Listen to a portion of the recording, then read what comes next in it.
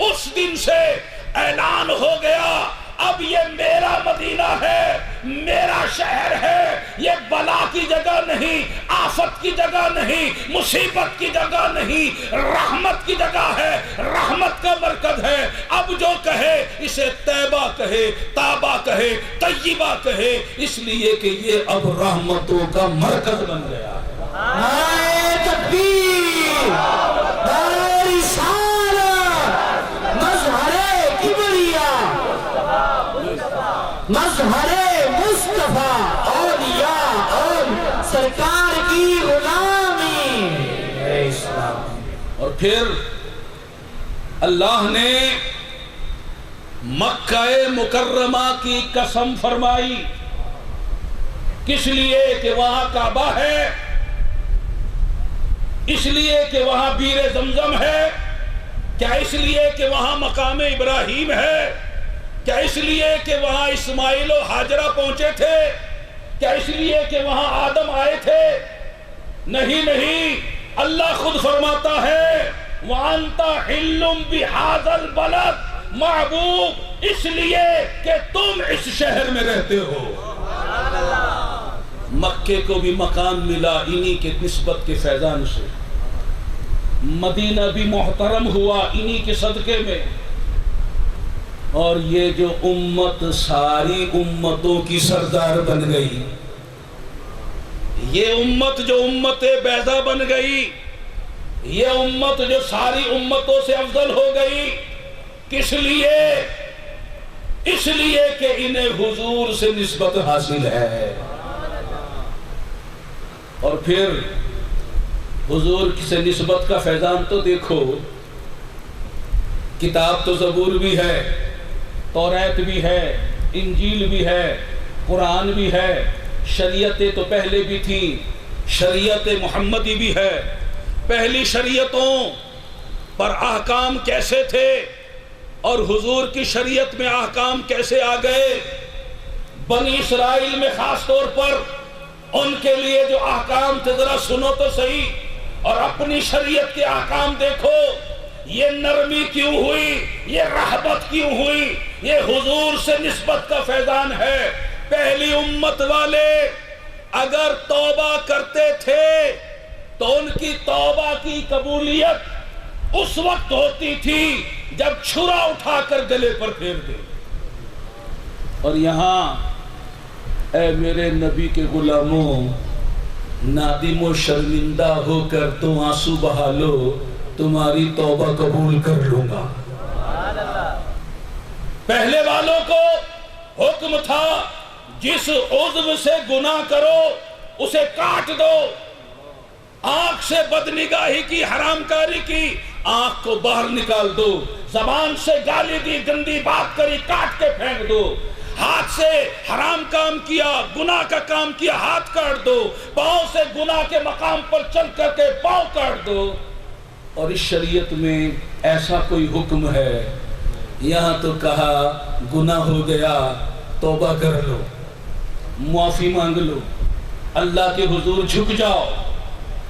گناہ ہی معاف نہیں ہوگا، گناہ کی جگہ نیکیاں لکھ دی جائیں گی۔ پہلی شریعت میں جس جگہ نجاست لگ جائے، ناپاکی لگ جائے، اتنی جگہ کو کاٹنے کا حکم تھا، اور ہماری شریعت میں پانی سے پاک کر لو، وہ جگہ پاک ہو جائے گی۔ پہلی شریعت میں دن رات میں 50 نمازیں فرض تھی، اور ہمیں کہا تم تو محبوب کے غلام ہو، تم 5 پڑھو 50 کا ثواب دیں گے۔ پہلی شریعت میں 25% زکوٰۃ تھی کہ مال کا 1/4 حصہ زکوٰۃ میں دو، اور محبوب کے غلاموں کو کہا تم صرف 2.5% دے دیا کرو۔ وہ دن رات گناہ کرے، ان کے گھر کے دروازے پر لکھ دیا جاتا تھا غیب سے کہ اس نے چوری کی ہے، ڈاکہ ڈالا ہے، سود لیا ہے، رشوت لی ہے، زناکاری کی ہے، جوا کھیلا ہے۔ ان کے دروازے پر لکھ دیا جاتا، بدنام ہو جاتے۔ اور محبوب کے غلاموں سے کہا تم تو نبی محبوب کے غلام ہو، تم پر ہم اپنی شان ستاری دکھائیں گے، تمہارے عیبوں پہ پردے ڈالیں گے۔ قربانی کیا کرتے تھے وہ لوگ، قربانی کا گوشت کھانے کی اجازت نہیں تھی،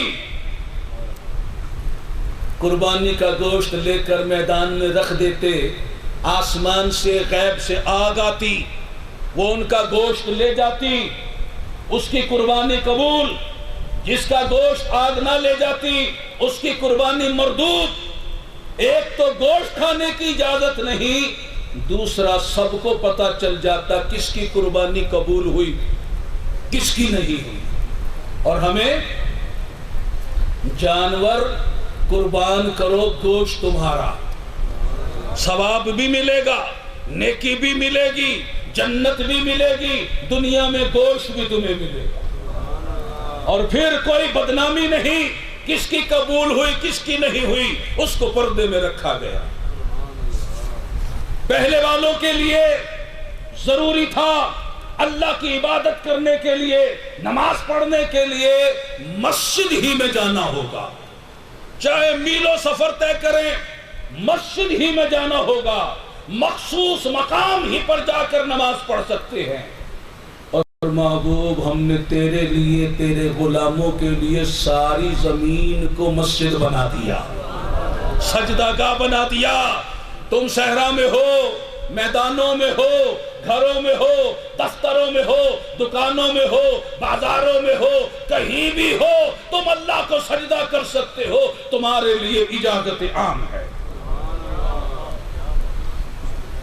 اور پھر پہلی امتوں میں سے وہ امتیں جو سرکش ہوئی انہیں نیست و نابود کر دیا گیا، عذاب آیا، ساری امت تباہ۔ محبوب آپ کی امت کو ہم یہ عذاب نہیں دیں گے، اجتماعی عذاب میں مبتلا نہیں کریں گے۔ یہ فیضان کیا ہماری کسی عبادت کے نتیجے میں ہے؟ ہرگز نہیں، یہ حضور سے نسبت کا فیضان ہے۔ حضور سے نسبت کے صدقے میں کیسی کیسی عطائیں، رحمتیں، برکتیں، عنایتیں، نوازشیں ہوئیں۔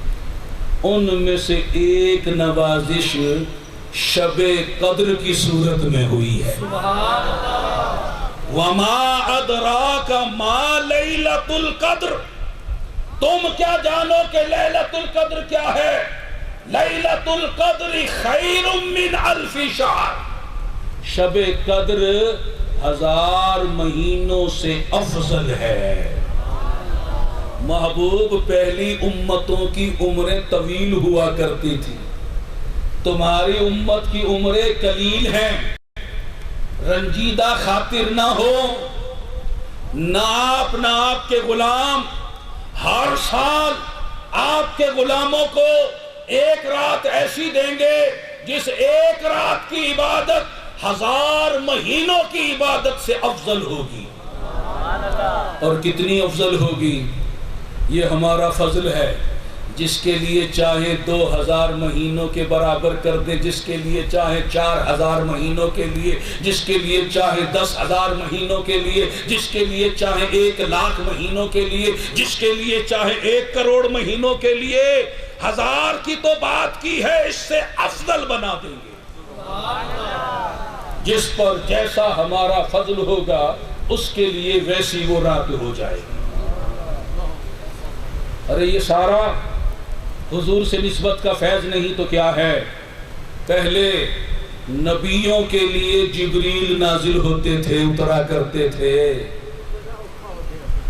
ذرا غور تو کرو، امت مصطفیٰ کے لیے جبریل اتر رہے ہیں، تنزل الملائکۃ والروح، کہ شب قدر میں آسمان سے فرشتے بھی اترتے ہیں، جبریل بھی اترتے ہیں۔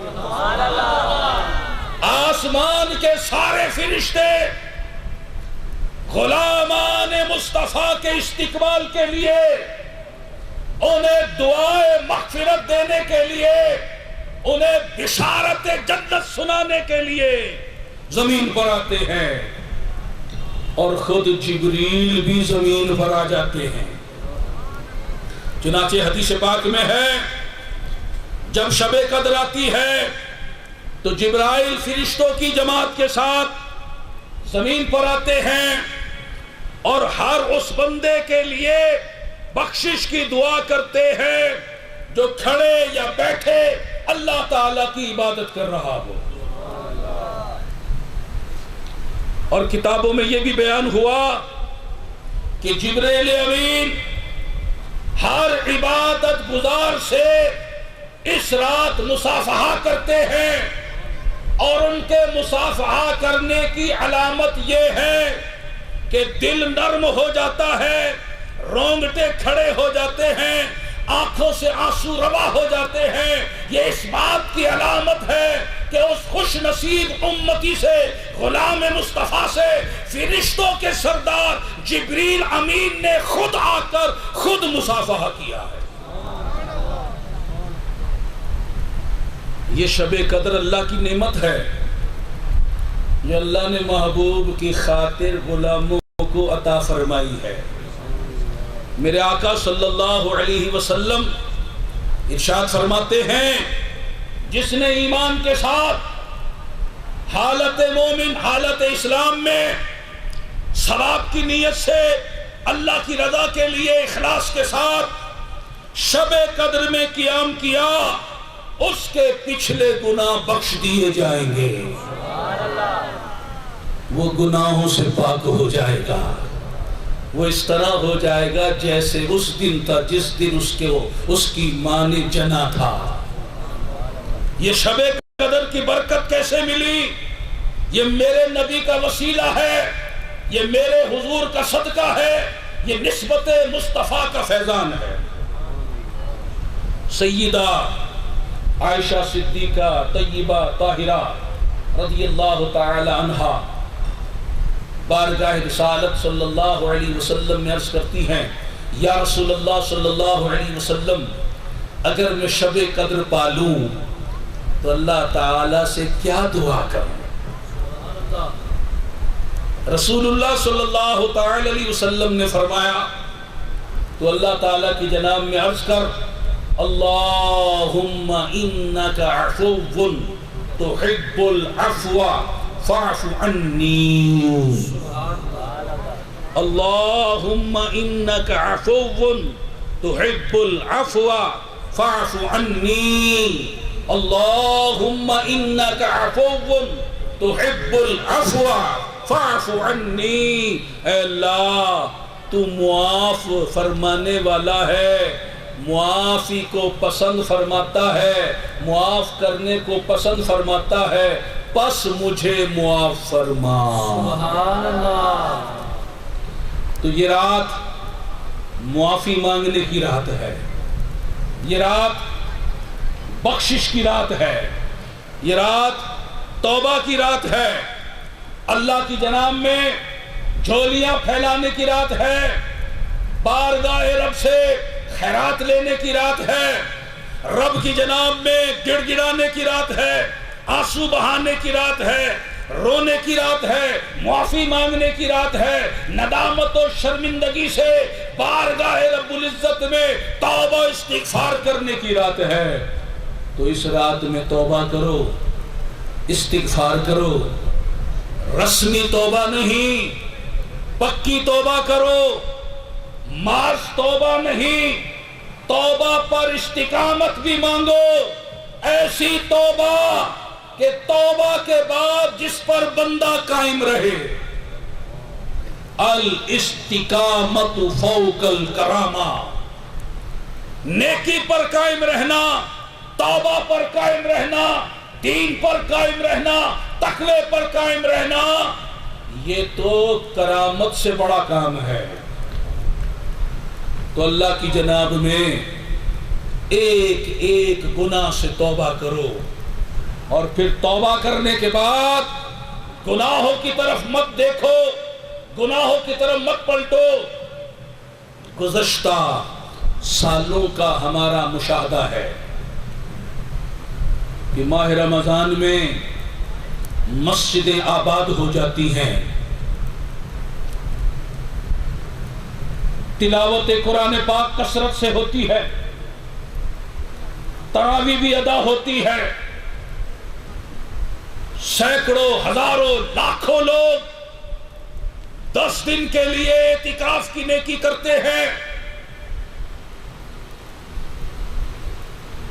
صورتیں بھی نورانی دکھائی دیتی ہیں، ہاتھوں میں تسبیحاں نظر آ رہی ہوتی ہیں، ہر آدمی اللہ کی یاد میں مشغول دکھائی دیتا ہے، مگر جیسے ہی ماہ رمضان رخصت ہوتا ہے یہ ساری بہار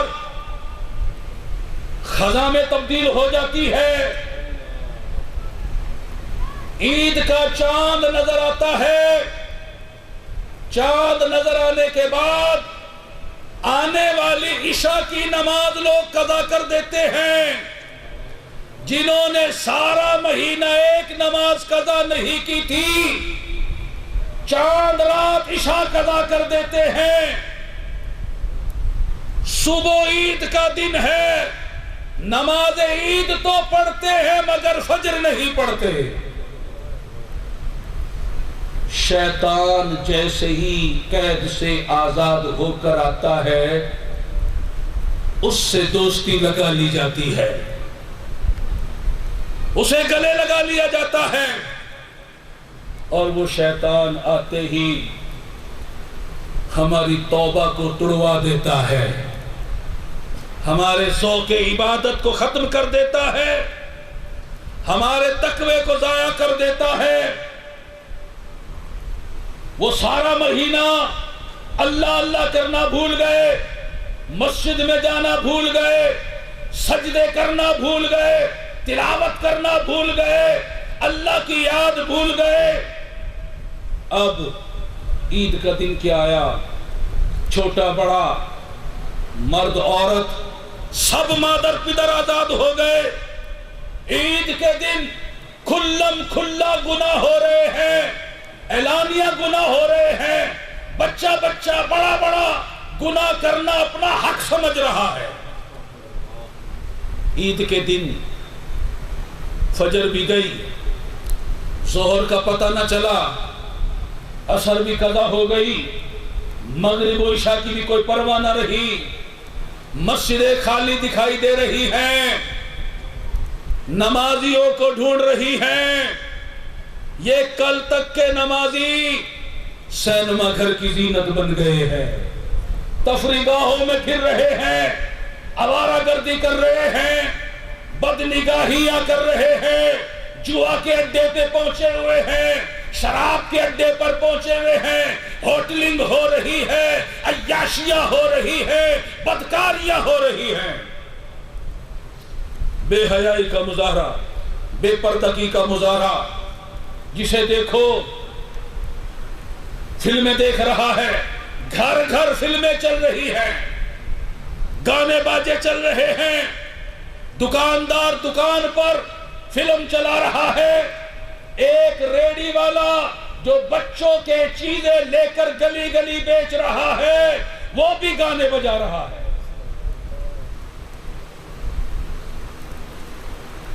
سارا سال اتنے گناہ نہیں ہوتے جو ایک دن عید کے دن گناہ کیے جاتے ہیں۔ ماں باپ کو پرواہ نہیں ہمارا بیٹا کہاں ہے، ماں باپ نے بھی آزاد کر دیا، جاؤ آج عیاشی کا دن ہے، بے ہودگی کا دن ہے، آج آوارہ گردی کا دن ہے۔ بچوں کو پیسے دے دیے، جاؤ فلمیں دیکھو، ڈرامے دیکھو، گانے دیکھو، عیاشی کرو، آوارہ گردی کرو، تفریح گاہوں میں جاؤ، بد نگاہیاں کرو، مخلوط تفریح گاہیں۔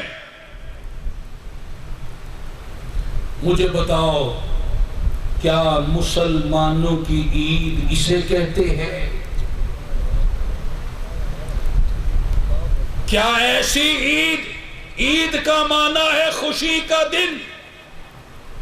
کیا مسلمان اللہ کی اعلانیہ نافرمانیاں کر کے عید مناتا ہے؟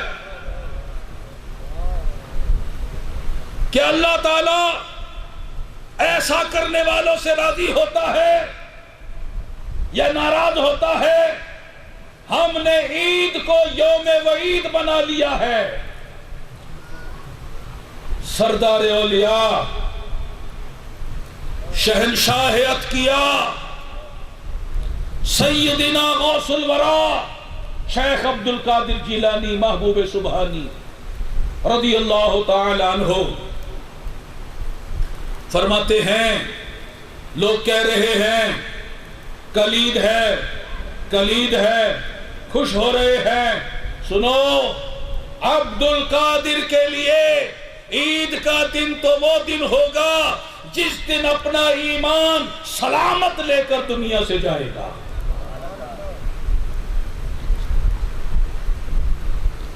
تم جسے پیران پیر کہتے ہو، وہ تو ایمان کی حفاظت کی فکر عید رات بھی کر رہے ہیں، عید کے دن بھی کر رہے ہیں، اور ہمیں ایمان کی پرواہ ہی نہیں، ہم شیطان کے پیچھے لگ گئے۔ مولا کائنات مولا علی شیر خدا کرم اللہ تعالی وجہہ الکریم ارشاد فرماتے، سنو، عید کا دن وہ دن ہوتا ہے جس دن اللہ کی نافرمانی نہ ہو، کوئی گناہ نہ ہو، ایک بھی خطا نہ کی جائے۔ بندے کے لیے عید کا دن وہ دن ہوتا ہے، اور شب قدر وہ ہوتی ہے جس رات اللہ کی کوئی بھی نافرمانی نہ کی جائے۔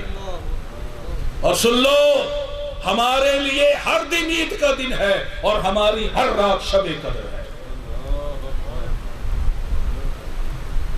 ہم نے تو اچھے کپڑے پہننے کو، اچھے جوتے پہننے کو، ایک دوسرے کو عیدی دینے کو عید سمجھ لیا ہے۔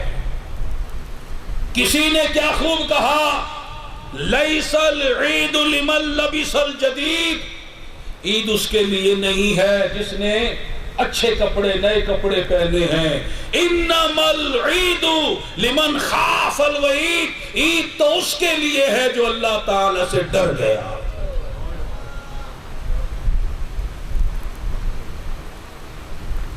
خدایا ہم اپنے کردار پر غور کریں۔ کیا چند دن کے بعد جو یوم عید آنے والا ہے اسے ہم یوم وعید بنائیں گے، نماز قضا کریں گے، عیش و عشرت میں پڑھیں گے، مسجد آباد کریں گے یا سینما گھر آباد کریں گے، اللہ کے ذکر میں مشغول ہوں گے یا گانے باجوں میں لگیں گے، ذکر اللہ کریں گے یا فلمیں ڈرامے دیکھتے پھریں گے، اللہ کی یاد کے چراغ جلائیں گے یا تفریح گاہوں کو آباد کریں گے؟ ابھی سے فیصلہ کر لو کہ ہم نے عید کو عید بنانا ہے یا وعید بنانا ہے، شیطان سے دوستی کرنی ہے یا دشمنی کرنی ہے، اس سے لڑنا ہے یا اسے گلے لگانا ہے۔ اگر اللہ کو راضی کرنا ہے، ان روزوں کو قبول کرانا ہے، اعتکاف کو قبول کرانا ہے، تراویح کو قبول کرانا ہے، تلاوت کو قبول کرانا ہے، تو اللہ کو راضی کرنا ہوگا۔ اللہ سینما گھر میں جانے سے راضی نہیں ہوتا، تفریح گاہوں میں جانے سے راضی نہیں ہوتا، مخلوق میل جول سے راضی نہیں ہوتا، اللہ باہر گھومنے پھرنے آوارہ گردی کرنے سے راضی نہیں ہوتا، اللہ تو نیکیاں کرنے سے راضی ہوتا ہے،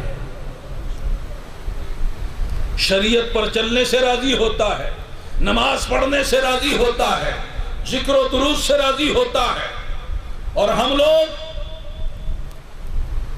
گناہوں میں پڑھ کر اللہ کو بھول جاتے ہیں، آخرت کو بھول جاتے ہیں، اور توبہ بھی کرتے ہیں رسمن۔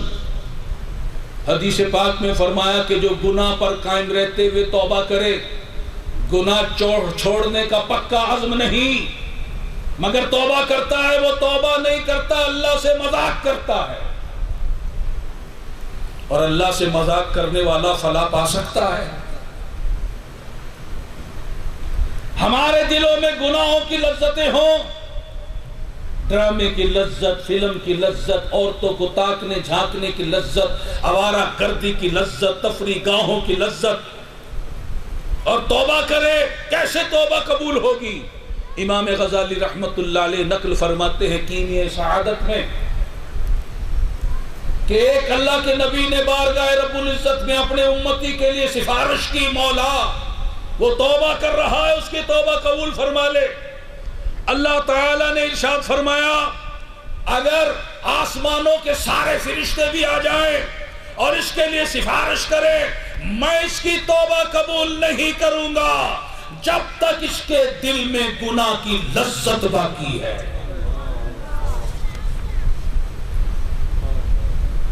ہمیں تو توبہ کرنی بھی نہیں آتی، ہم دن رات گناہوں میں پڑے رہتے، ہم نے ماہ رمضان میں بھی گناہ کرنا نہیں چھوڑا۔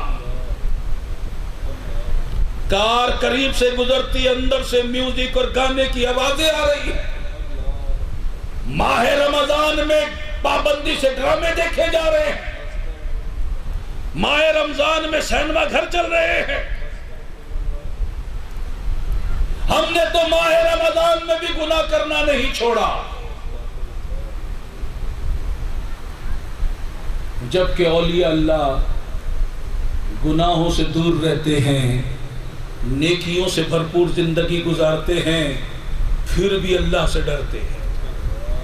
سیدنا امام حسن بصری رحمت اللہ علیہ اولیاء کے ایک بڑے جماعت کے سردار ہیں،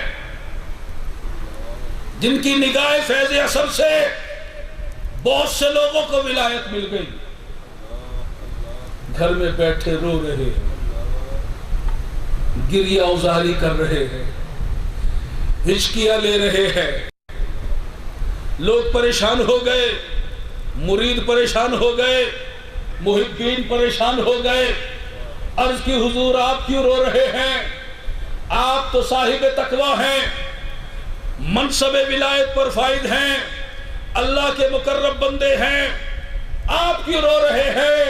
فرمانے لگے آج ایک خیال مجھے آیا، اس نے مجھے تڑپا دیا، اس نے مجھے رلا دیا، میں سوچنے لگا کہ کہیں اپنی زندگی میں جان بوجھ کر تو میں نے نہیں کیا، لیکن کہیں بھولے سے میں نے کوئی ایسا کام نہ کر لیا ہو جو اللہ کو پسند نہ آیا ہو، وہ مجھ سے ناراض ہو گیا ہو، کہیں بھولے سے میں ایسی جگہ نہ چلا گیا ہوں جہاں جانا اللہ کو پسند نہ ہو، وہ مجھ سے ناراض ہو گیا ہو اور میرے اعمال برباد ہو گئے ہوں، وہ مجھ سے ناراض ہو گیا ہو، میں آج اس پہ رو رہا ہوں کہیں میرا رب مجھ سے ناراض نہ ہو گیا۔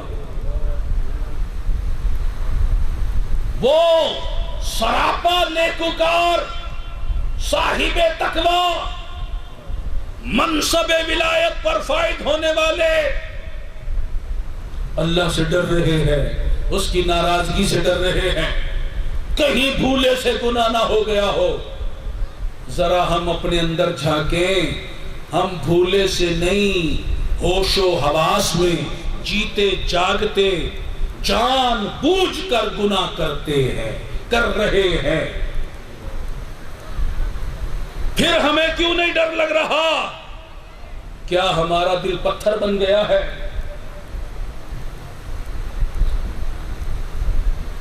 ہمیں آخرت کیوں یاد نہیں آ رہی؟